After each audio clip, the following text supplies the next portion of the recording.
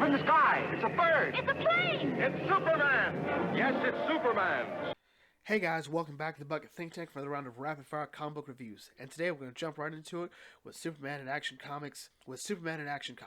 So when we last left off, Superman and Company, we just saw them battle out with the best of his rogues gallery and Blanc, which ultimately led to an amazing throwdown between the Revenge Squad and the Superman family plus Lex. And now we go back to Hamilton. No, not you. Again, it's best to view Tomasi's Superman and Jurgens Action Comics as two sides of the same story, with Jurgens being more focused on the Superman lore of the Daily Planet, with the Daily Planet, Zod, Luthor, and Tomasi focusing his book more on Clark Kent and his family, Lois and Jon. And the first story here focuses on Clark and Jon, and it's really about the two of them sort of learning to work together, with Clark wanting Jon to use his head more, and Jon wanting his dad to stop trying to make him, quote-unquote, more like him. And it's fun with a lot of heart. Clark is trying to give Jon the space he needs, but he of course can't help but backseat drive, and it reminds him of when his dad put him in charge of the farm for a day, with the caveat being that he can't use his superpowers, and both that memory and the present day strengthen their bond at the end of it. And that's always been sort of the focus of Tomasi's Superman, is a relationship between Clark and Jon, and it's a really great relationship, and it's even more great and touching when we see how it all comes go in the hell. Anyway, we're being a bit too negative.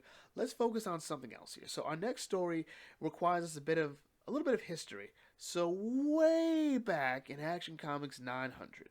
In other words, we're in like the middle-ish of New 52. Actually, no, I think we're past the climax of New 52. As sort of an imprint. So Superman in this story renounces American citizenship, saying that he was tired of his actions being quote-unquote constructed as instruments of U.S. policy while living in the U.S.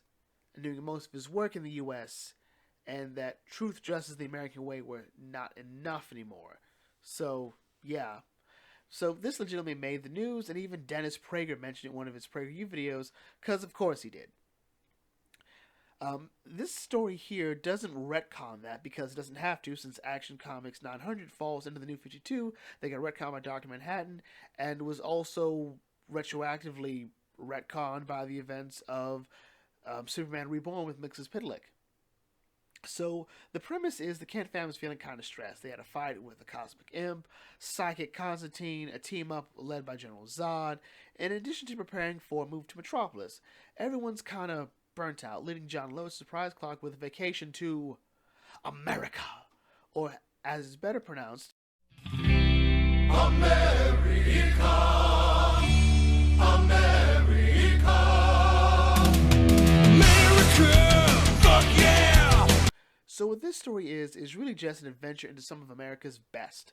Lois tells Jon about Deborah Sampson, a woman who disguised herself as a man to fight in the Continental Army, Independence Hall, the 107th Regiment Memorial, they help out a homeless veteran, they treat him to dinner, which helps him get a job, they visit the Capitol building, they go to, I believe, the Vietnam Memorial, and even helps the family find a family member that was lost in the Civil War. This ultimately is a story about American exceptionalism, even patriotism, in my mind. It's kind of nice to see that in the Superman story. At one point, this was Superman's thing. He was sort of the face of America for DC, when we weren't looking at Uncle Sam, the Spirit of Freedom in that case, and the JSA, which I think does a slightly better job of that, but whatever. We could use both of them now. I think this kind of story was necessary. I think we have a very sort of negative view of the U.S. right now, and it's important to note that, yeah, America's done some really it's done some stuff, all right? But there's also been a lot of good stuff, all right? A lot of moments of great individuals that helped shape the country, okay? It's not a bad thing. And finally, we have the meat of this story, something with some spice to it. The last two were just these were stories that were worth talking about, but not really worth exploring in depth, because there wasn't much to them to explore. But this one here, Imperious Lex, is a fun story. So this one was weird and pretty fun. It sort of finishes the trial of Lex Luthor's story in Action Comics, as well as bookending the events of Darkseid War, or at least setting up for the eventual resolution of Darkseid War, which technically that story already ended in the actual book, but whatever. So it starts off with Lex and Superman finding some criminals, as you do. Like, there's the man who says he's Superman, there's the man who actually is Superman. Somehow this discussion wasn't retconned when in the whole Superman Reborn story, but whatever. It sort of shows the state of the relationship between the two, with Lex really trying to sell the idea that he and Superman are a team, they're best buds, and they're Metropolis's dynamic duo. And it feels sort of like this scene here with Lex and SpongeBob and Superman and Squidward. Good one, Squidward! Woo! Not on your life, sport. And, after the two split up for the day, Lex is then kidnapped by people from Apokalips calling him the Lord of Apokalips. And, Lex being like, well, I better call my good friend Superman. He sends out a call that only Kryptonians can hear. And Clark pretty much goes, Wolf! Wolf! Wolf! I'm afraid you'll have to do better than that. Wolf! Sorry, no sale.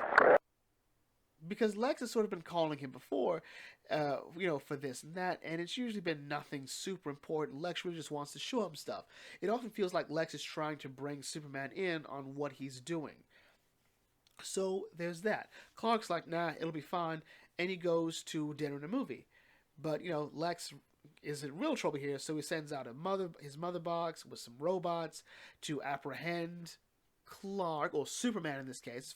Like, I'm just going to teleport you to Apokalips. Like, well, no, I've got my family here. You can't tell them that. So Lois and Jon are also sent to Apokalips. They're all split apart in different. So Lex is currently being pressured to keep his promise by these prophets and these people who clearly remember him when he declared himself as God of Apokalips during Darkseid War, and that he has to fulfill the prophecy and take his place as the ruler of Apokalips. And Lex is kind of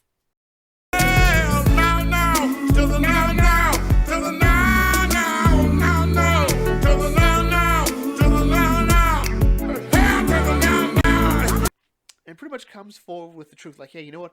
I'm not a god. The prophecy said that, yeah, he'd be from Earth, but he'd also be impervious. And he cuts himself like, I'm not impervious. And they're like, so he lied. Let's kill him. He's like, hold on. I lied, but I also brought your actual savior, the actual one of the prophecy. And he hits the button on his wrist, and he teleports Superman and declares him to be the true god of Apokalips. Meanwhile, Lois and Jon are off dealing with their own sort of fun, interesting stories that I felt could have been explored a bit more. The one problem I have with Imperious Lex's story is it feels kind of compressed.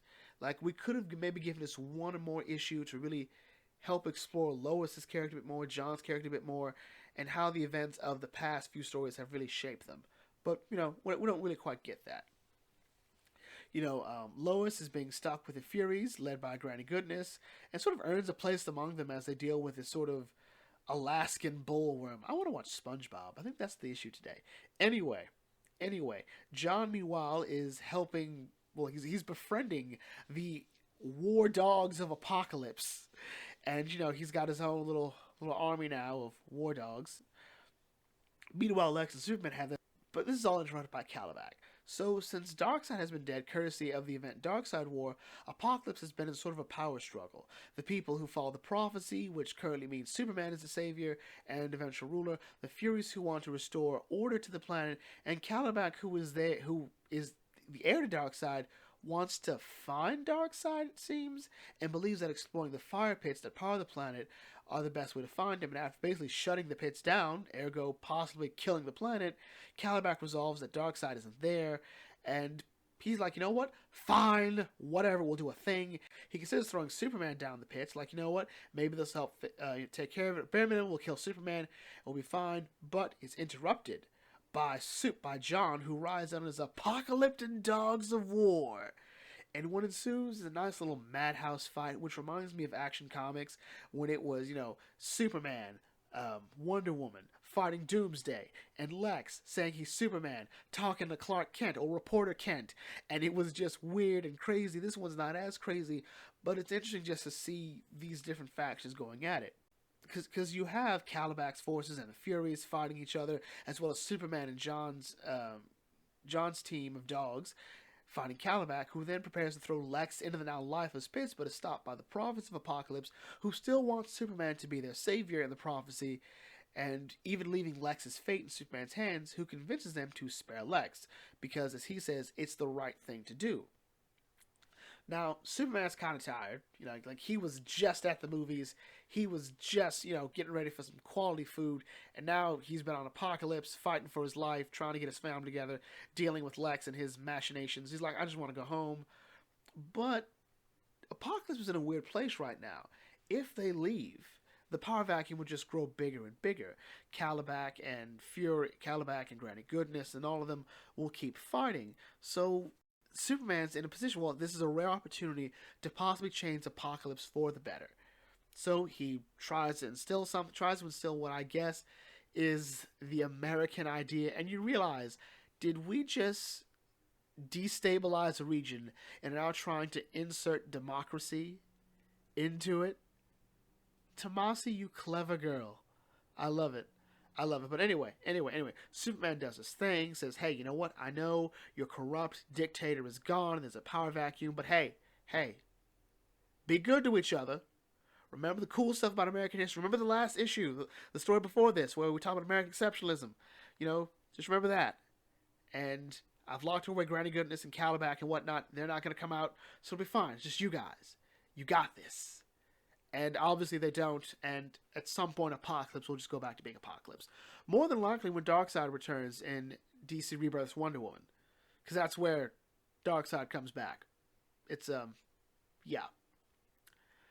At the end of it all, Superman and Lex, they meet at LexCorp, and Lex isn't happy, pointing out that if anyone else had called him, Superman would have just shown up, no questions asked. But Lex, Superman's partner, calls him for help, and Lex would just end up being marooned on the planet. Apparently, Superman left Lex on Apokalips, and Lex isn't having it.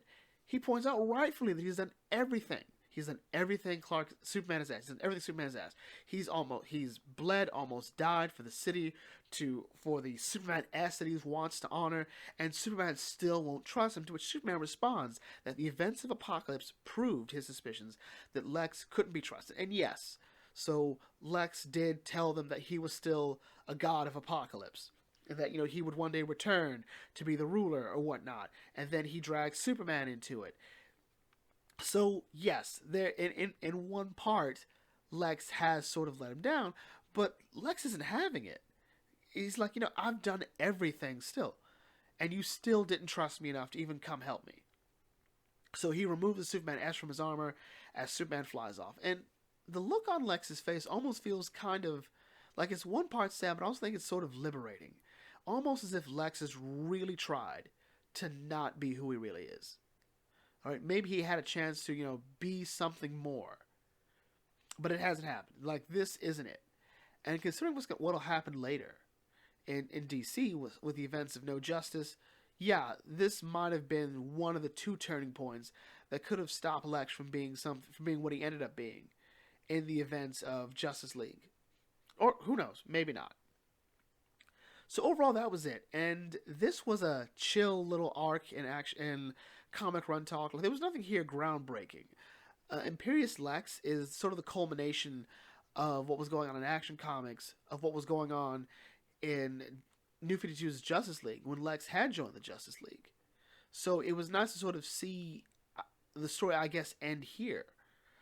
Because after the events of Darkseid War, no one quite knew where Lex was. He's a god of Apokalips. Was he going to keep that job? Highly doubt it. And in DC Rebirth, he says, I'm going to honor Superman, who's dead, by being the Superman of Metropolis.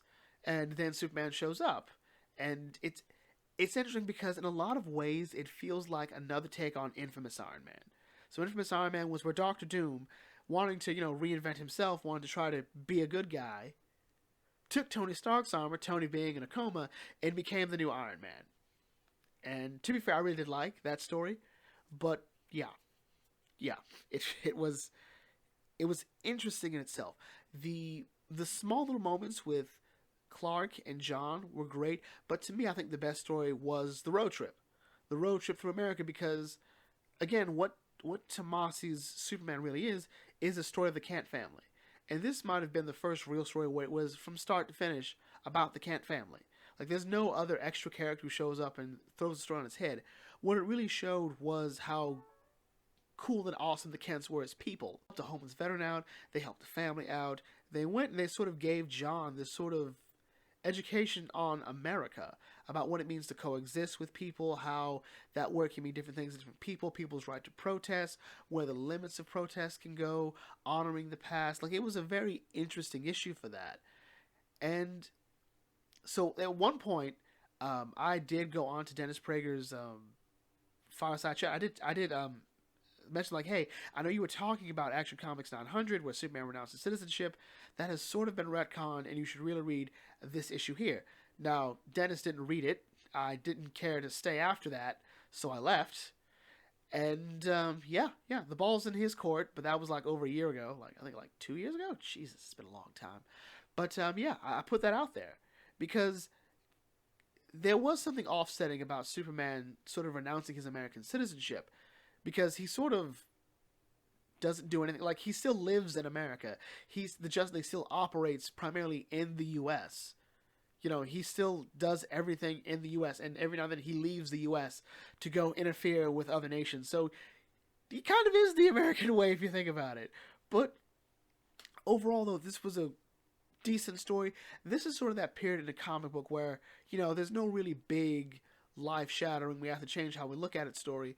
Well, yeah, we did sort of bring Lex's story to a halt here. The status quo of our main cast hasn't changed. They're the same people. And again, like I said before, I kind of wish more time was spent to sort of see maybe Jon remembering something he learned from his dad or his mom, or Lois thinking about, like, you know, I'm not sure if I can handle this, and then she remembering, like, you know, Jon's faith in her, or, like, you know, something else, like maybe one of her times before she married Clark, you know. But yeah, I can handle this. It's crazy out here. It's a madhouse, but, you know, I'll do it. I remember when I saw this before, I thought that there was like a universe where Lois would end up ruling Apokalips. I'm like, this is something I did not see coming. But no, this is a fun, crazy story, and I liked it. I really did. So anyway, with that, my name is brings video close here. If you're new to the Bucket, thanks for like, comment, share, subscribe. Check out my videos, and check out some other videos, and I'll catch you all later. This is Bucket Think Tank signing off. Thanks for watching, and as always, may your fandom serve you well.